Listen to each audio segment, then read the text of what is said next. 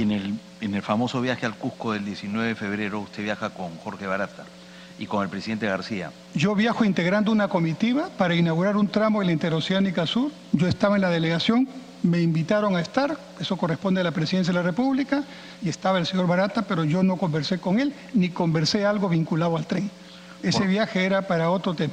Porque ese mismo día la Municipalidad de Lima toma la decisión de dar el proyecto en concesión a Proinversión. Ese mismo día hacen un pleno en el que aceptan recibir el apoyo del Ministerio para exactamente eso. Y ese mismo día, es decir, después del viaje al Cusco, se toma una decisión en el Consejo de Ministros en el mismo sentido, en el sentido de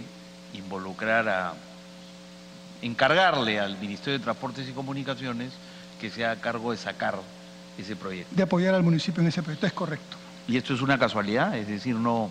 Bueno, yo en realidad no voy a afirmar casualidad o no, lo que sí voy a decir que el tema del municipio que tiene que ver con el tren venía de meses anteriores. Y esto es público, se puede probar. Venía cocinándose en el municipio meses anteriores. El Ministerio de Transportes, el Ejecutivo le dice al municipio, nos interesa que saque este proyecto. El municipio dice, sí, pero yo no tengo plata. Ok, vamos a apoyarte técnica y financieramente, hasta ahí estamos. ¿Es usted quien se comunica con el alcalde y le dice yo al después gobierno y mi nacional, antecesora, Verónica Zavala, había empezado ya el proceso? O sea, con su antecesora ya habían comenzado estas conversaciones. Es obvio que este era un proyecto políticamente importante y a mi juicio este sistema que finalmente se adopta debió elegirse desde el año 2006. Esa es mi opinión. Ahora, se acelera, digamos, el proyecto con su ingreso al ministerio. Y también se aceleran los tiempos para que ya haya que construirlo sí o sí, o no. O sea, coincidí en la última etapa, sí, y bueno, desarrollamos no solo ese proyecto, varios otros, y felizmente bastante bien. Yo estoy muy orgulloso del Puerto del Callao, por ejemplo, que tiene un sistema bastante bueno para el Perú, ¿no? Su relación con el señor Cuba es antigua. Mi relación con el señor Cuba se inicia en el Instituto de Comercio Cuando Exterior. yo era presidente del instituto, lo conocí, no entró por mí, no sé quién lo habrá llevado. Luego... Pero en el Viceministerio de Comunicaciones él es nombrado viceministro a propuesta suya. No recuerdo bien quién lo propuso, pero entre los nombres que estaba el de él y él es elegido, sí. ¿Usted le proponía al presidente de la República sus viceministros? Es lo que corresponde según la ley. Y entonces usted le lleva al presidente la recomendación de que Cuba sea... Los viceministros son nombrados por resolución suprema y ese es el procedimiento. Yo sé, pero como estaba usted dudando sobre si lo había propuesto o no, por eso... No, no dudo de eso. Lo que dudo es, digamos, la palabra que empleé debió ser otra. Él obviamente está entre varias posibilidades y su nombre fue elegido, pero yo lo propongo. Su nombre fue elegido por usted. Sí, dentro del ministerio. Y, digamos, no encontró nadie con un perfil, digamos, más profesional y especializado que él para la labor de viceministro de Comunicaciones, porque cuando uno revisa su CV, la verdad que, digamos, mucha experiencia en el sector público, pero muy poco tiempo de permanencia en estas instituciones y demasiadas instituciones para tener una carrera, digamos, especializada. Banco Central Hipotecario, Instituto de Comercio Exterior, Aduanas, Superintendencia de Banca y Seguros, Prompex, Congreso de la República, Petroperú, TANS Perú, una empresa pública de aviación, Instituto Metropolitano Protransporte, Sierra Exportadora, y de Sierra Exportadora salta al Viceministerio de Comunicaciones. La verdad es que más allá de lo que ahora se sabe, el señor era una persona técnicamente bastante competente, pero ahora sabemos que además cometía delitos. Él tendrá que responder por esos delitos, pero me está preguntando por la parte de su perfil.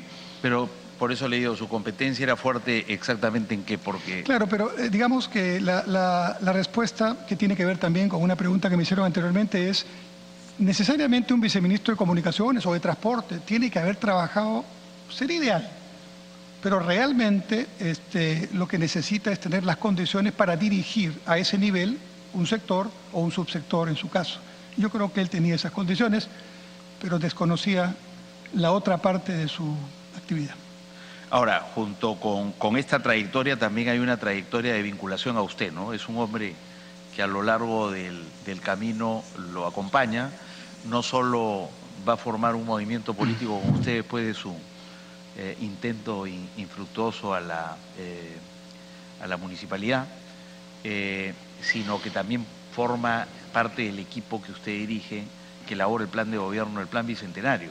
Y en todos los casos por intermedio de la presidencia. Y en todos los casos que han sido mencionados por el congresista son temas técnicos, ningún tema amical o algún asunto que tenga que ver con otro asunto que no sea el técnico. Y en el caso del señor Marangúnich, ¿qué lo lleva a proponerlo? Las mismas razones por las cuales se nombró al señor Cuba. El señor Marangúnich también tiene un expertise interesante y sobre todo una experiencia bastante buena en el tema de concesiones. Es probablemente uno de los mejores expertos peruanos en el tema de concesiones. ¿Y por qué razón es que él, digamos, participa tan poco en este proyecto específico que era en realidad el proyecto más importante para el gobierno del presidente García? Por intermedio de la presidencia del señor congresista, en realidad participa bastante, participa junto con todo el equipo. Pero si queremos ya hablar de las circunstancias que llevan al tema ilícito de la búsqueda de coimas y lo que hubiera podido significar eso, no puedo dar una respuesta allí. Él participa en todos los temas que le corresponden a su función. Ahora, mire, todos los invitados que hemos tenido en este tema han coincidido en que el viceministro Marangúnich estaba, digamos, en este proyecto, pintado en la pared. Distingamos dos temas. El tema del concurso, donde supuestamente se generan las condiciones para las coimas, y el desarrollo del proyecto propiamente y su ejecución. En el concurso, en los temas legales, formales, todo se hizo de acuerdo a ley. Los aspectos ilegales, ilícitos, tienen que salir a luz y yo espero que salgan. O sea, pero en el desarrollo del proyecto, Marangúnich ha visitado conmigo varias veces el proyecto y hemos estado cerca, como estaba todo el equipo, involucrado en ese y en otros proyectos. En todo caso, digamos, la estructura ilícita que hace realidad el acuerdo colusorio con Odebrecht en el tramo 1 y en el tramo 2, gira precisamente en torno a Cuba, ¿no?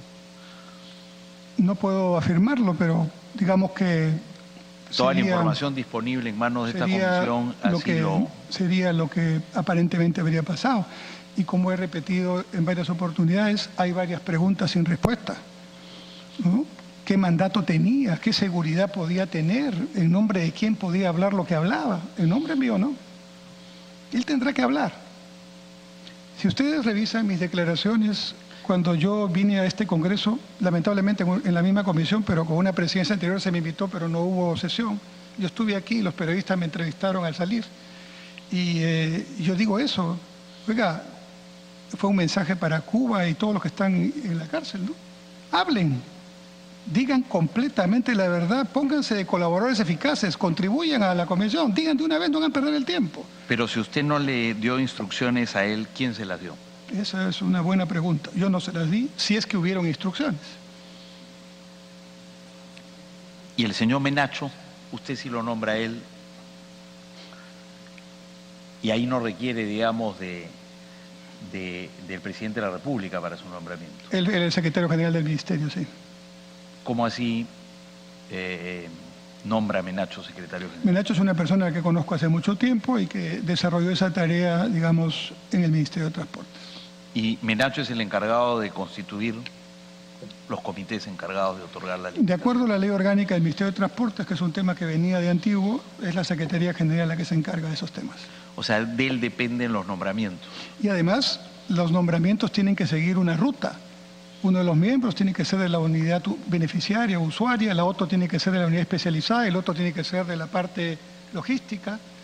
Entonces, si hubo una conspiración si a eso va referida la pregunta, para ubicar a determinadas personas, pues estas personas tenían los requisitos para estar donde estaban. Entonces, las personas tienen que hablar y decir cómo ocurrió esto.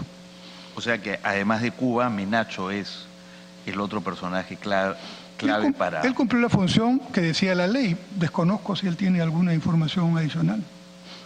Porque como digo, la garantía de Cuba ante Barata está arreglada la composición del comité y por tanto la decisión que el comité tome. Esa es una decisión que la toma... ¿Usted nos involucra en forma alguna en absoluto. En un proyecto tan importante como en el desarrollo de los comités y de la buena pro, en absoluto. No solamente no me involucro, sino que no me correspondía.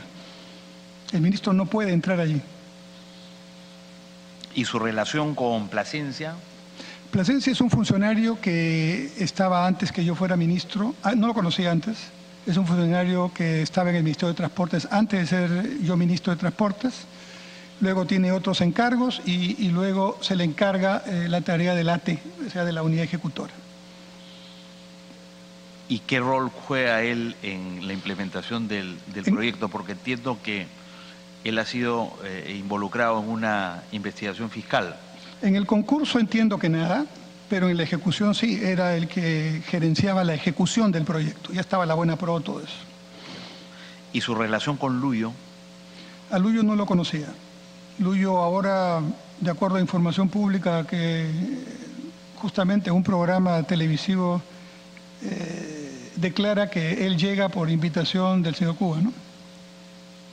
Usted no lo conocía, no. Lo conoce ahí en el absoluto. ministerio. Pero lo tenía, digamos... Ni siquiera, porque era un funcionario... como miembro del comité, ¿no? Sí, pero los miembros del comité tenían, como repito, líneas de participación que la ley establece. El ministro no interviene en eso. ¿Y Munive? Munive es un abogado que conozco desde la Universidad Villarreal, lo conozco y él entró al área, digamos, una de las áreas correspondientes. Porque él sí estuvo en los dos comités. Sí, pero entiendo porque tenía la tarea de ser de una de las unidades. Pero no tenía tampoco calificaciones, según él mismo ha reconocido ante esta comisión. No, digamos que de la conformación de los comités no puedo desarrollar mayor tema que una opinión. O sea, usted confió plenamente en el, digamos, en el criterio de Menacho para el nombramiento de los comités. Y en el de la ley, ¿no? Porque se establece que cada quien viene de una unidad y así pasó. ¿Y Huerta? ¿Alguna relación con ella? Tampoco la conocía, ni he tenido ningún trato. ¿Y Magdalena Bravo? Igual, tampoco. Algunas de esas personas eran funcionarias de carrera del ministerio, otras parece que llegaron en ese periodo, pero no las conocía. Muy bien, muchas gracias. Gracias, Presidenta.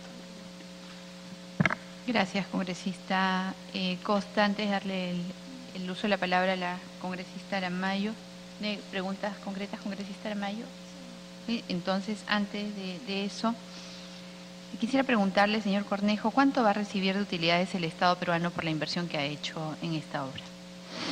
Cada año que pasa, señora Presidenta, cuando no se hace una obra de este tipo, solamente considerando un galón de gasolina adicional y una hora en transporte que todos tenemos, todos nosotros en Lima y Callao gastamos 4.000 millones de dólares.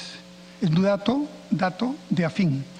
En consecuencia, si nosotros hemos hecho una de las 5 líneas y ya está funcionando y lleva 350.000 pasajeros por día, solamente los 350.000 pasajeros por día ahorran 3 soles diarios, porque antes tomaban 2 vías para el mismo trayecto.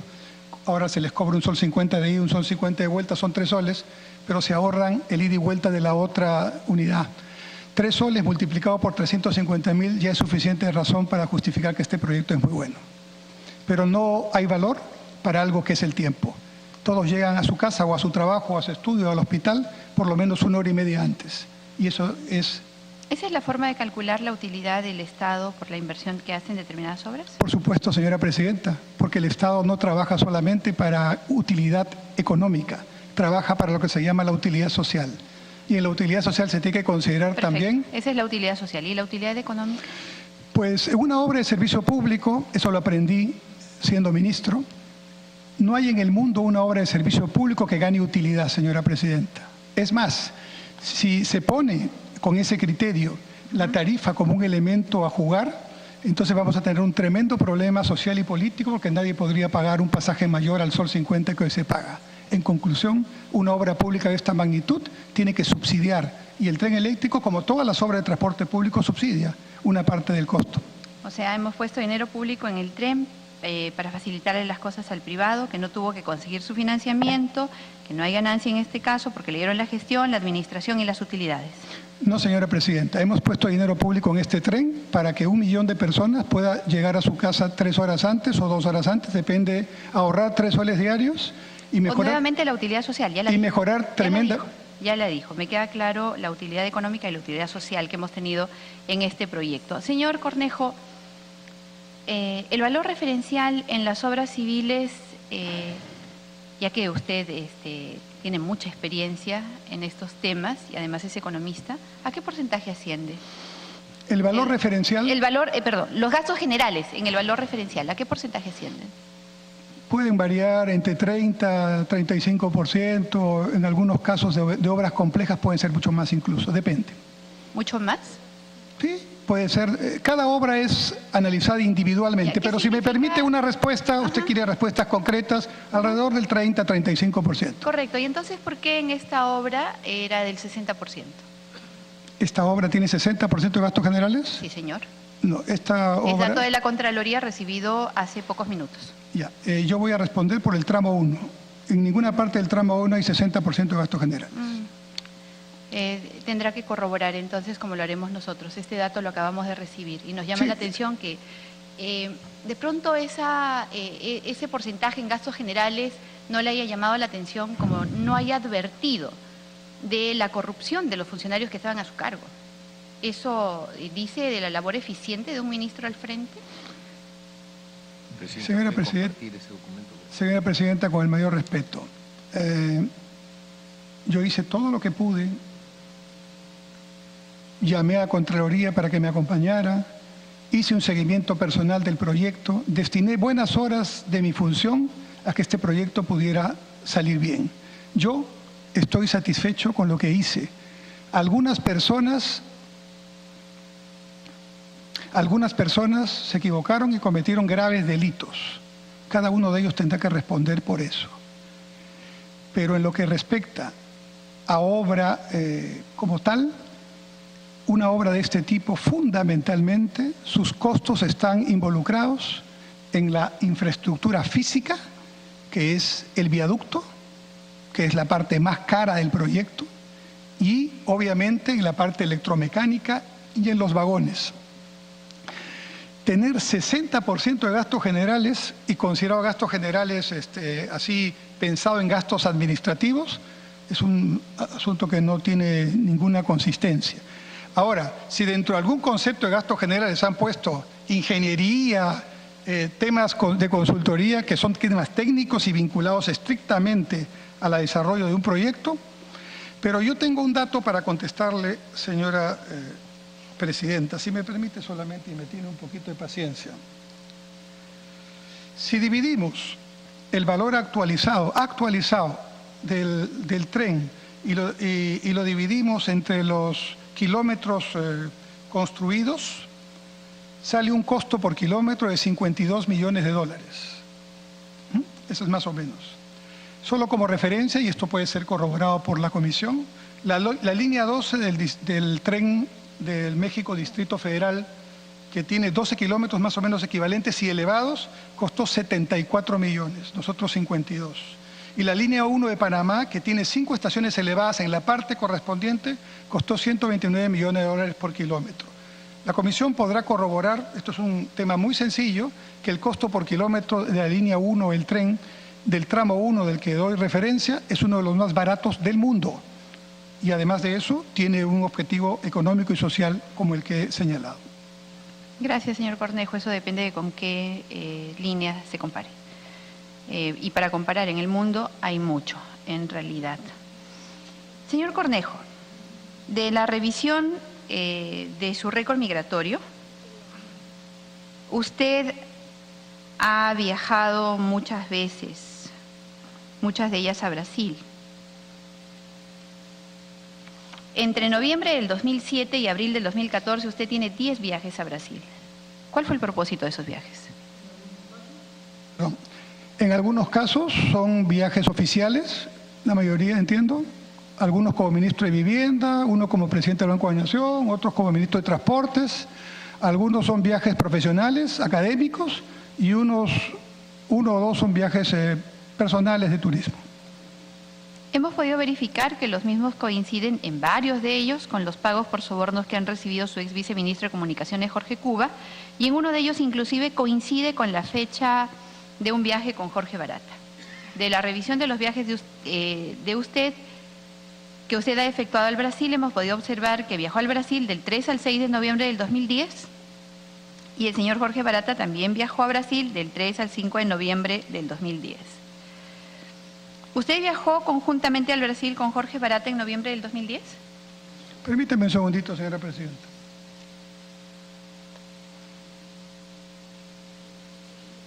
Lo están buscando.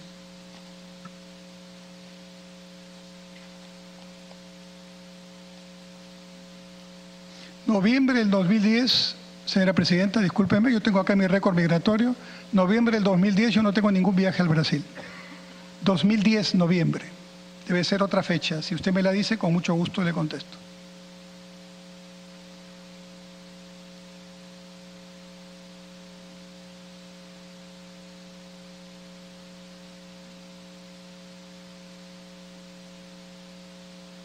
Yo viajé en noviembre del 2009. ¿Tal vez se refiere a esa fecha, señora presidenta? En noviembre del 2010 tiene una salida a Brasil. 6 de noviembre del 2010 ingresa. No. Sale el 6 de noviembre del 2010. Entre el 8 y el 11 de noviembre del 2009 yo viajo a Brasil.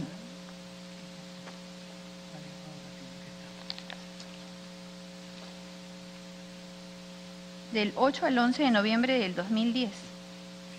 Vía TACA. ¿Vía? TACA. Ese es su movimiento migratorio alcanzado sí, por la Oficina General de Migración. Sí, efectivamente, sí. Acá lo acabo de encontrar.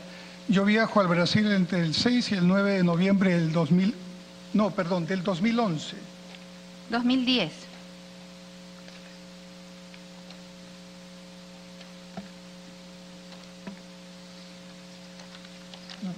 Yo tengo un viaje a Brasil entre el 8 y el 11 de noviembre de 2009 y entre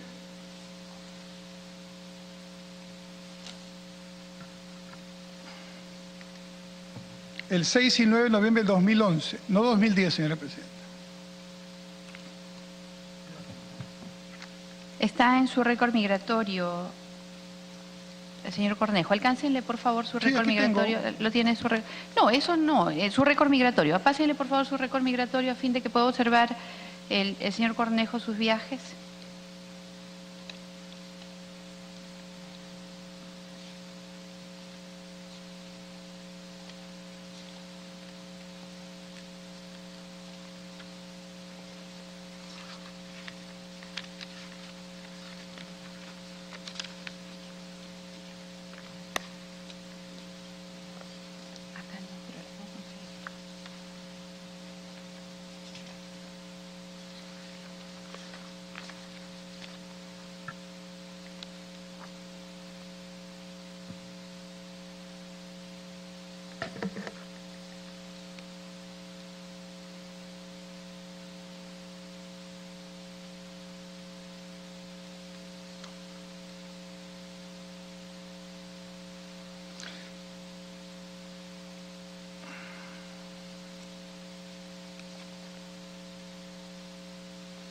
De lo que me han proporcionado las personas, tengo aquí resaltado viajes en la fecha que le estoy diciendo, señora presidenta.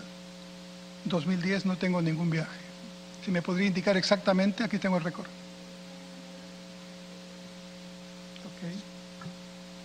Okay. 67-68.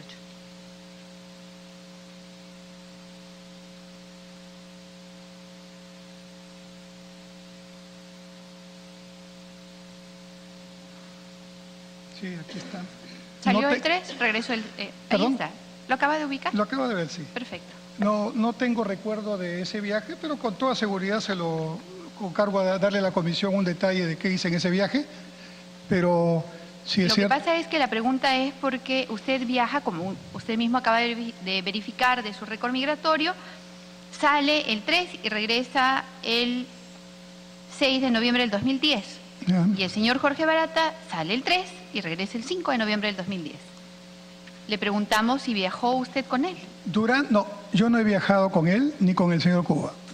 Lo que puede ocurrir es el año 2010, yo soy ministro de Transportes, es que puedo haber viajado en alguna tarea oficial, la buscaré porque tengo mis registros y le alcanzaría a la comisión el detalle del viaje, punto. ¿Usted se reunió con Jorge Barata en Brasil entre el 3 y el 5 de noviembre del 2010? No. No, mi respuesta es no. Ya que tiene a la mano su récord migratorio, le sigo preguntando. 4 de los viajes suyos coincidieron en fechas cercanas con el pago de sobornos a su viceministro de Comunicaciones, el señor Jorge Cuba. Usted viajó al Brasil del 6 al 9 de noviembre del 2011, el señor Barata viajó del 4 al 6 de diciembre del 2011 y el 7 de diciembre del 2011 el señor Jorge Cuba recibió una coima de $1 millón.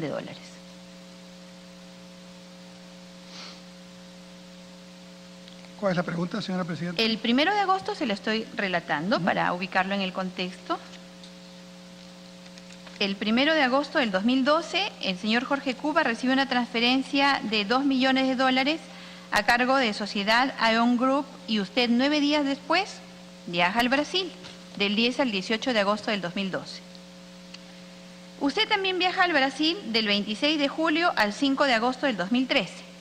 Coincidentemente, el señor Cuba recibió 2 transferencias el 31 de julio del 2013. La primera de Señora $495.000 Sí. de la sociedad Aeon Group y la segunda por $505.000 de la misma sociedad, haciendo entre las dos un monto de $1 millón. El 15 de abril del 2014, Jorge Cuba recibió una coima de $1 millón y usted coincidentemente viaja a Brasil al día siguiente, del 16 al 25 de abril del 2014. ¿Qué comentario le merece que sus viajes coincidan con la percepción de sobornos? No puedo responder a eso porque es una respuesta especulativa. Si me permite, cada fecha que usted dice le puedo decir qué hice en cada viaje, por favor. ¿Puede usted repetirle una por...? No, pero dígamelo una por una, me permite. Por ejemplo. Del 6 al 9 de noviembre del 2011. Ok, un momentito, por favor, señora. Ok. Del 6 al 9 de noviembre del 2011 viajé por razones profesionales, fui invitado por el rector de la Universidad de Integración Latinoamericana, UNILA,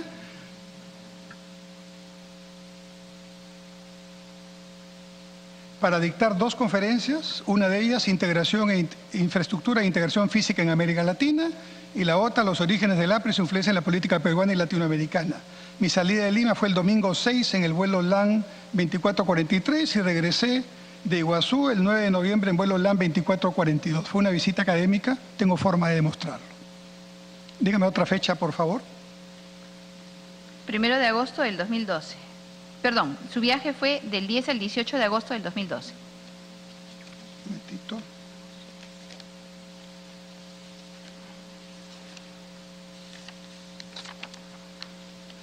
Ese fue un viaje privado, familiar.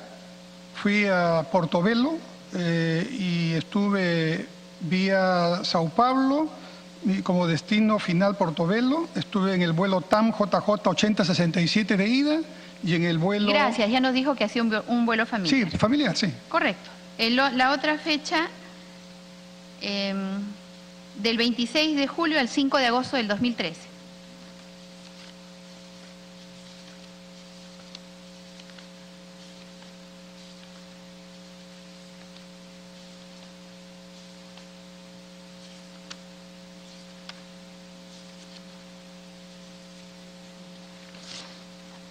También fue un viaje familiar, esta vez fui a Belo Horizonte, Minas Gerais, ¿no? Y salí en el vuelo LAN del 26... Sí, gracias, ese detalle lo tenemos, un viaje familiar. Del 16 al 25 de abril del 2014.